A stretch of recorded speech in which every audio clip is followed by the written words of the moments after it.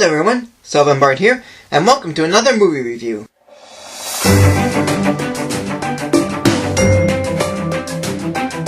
During the 90s, the popular video games of the 80s have been given a movie treatment. Though I don't know which was the first one, but this is one of them. Super Mario Bros. Two Brooklyn plumbers named Mario and Luigi travel to another dimension where dinosaurs evolved to humans to save a princess named Daisy from a dictator named Koopa who plans to merge the two dimensions of Earth and his in order to de-evolve the human race. Whew! That's a lot to go through, but what I think about this movie?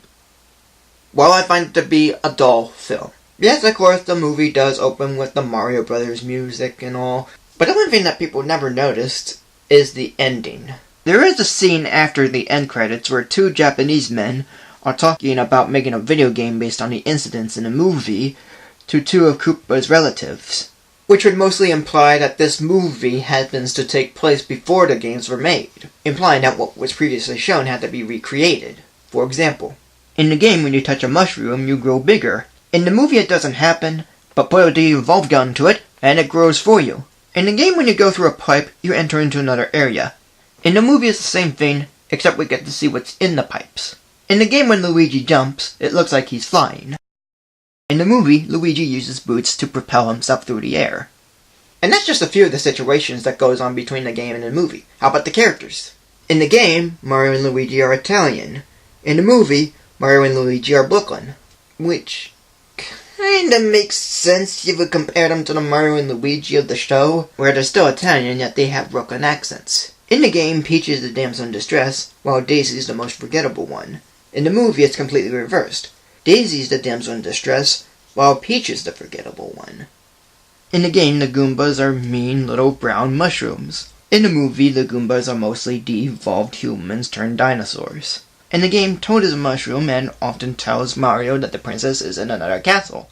In the movie, Toad is a rockin' human before transforming into a Goomba. In the game, King Koopa, also known as Bowser, is the main villain, having a giant spiked turtle shell and looking like a giant dragon or dinosaur. In the movie, he's a human dictator, before becoming a dinosaur himself. In the game, Yoshi's a lizard with a long tongue. In the movie, Yoshi's the same thing, except he's more of a dinosaur. Though somehow the Bob-omb is the closest thing to the game. Some parts of the story never make sense.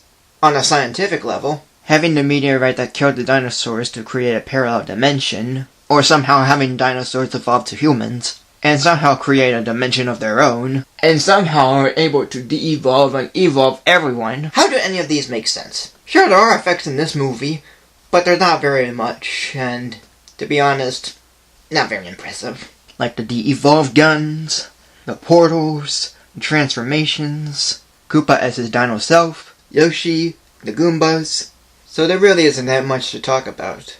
The actors in this movie are fine, but they're not given much to work with. Bob Hoskins, John Leguizamo, Dennis Hopper, Samantha Mathis, Fisher Stevens, and Richard Edson. As a whole, this movie is dull. The characters are okay, but not good at all. The story is a dud, making no sense at points.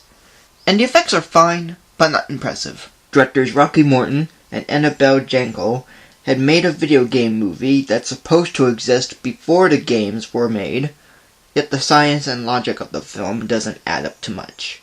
So today, this movie will be given a rating of 2 stars. 1 second here.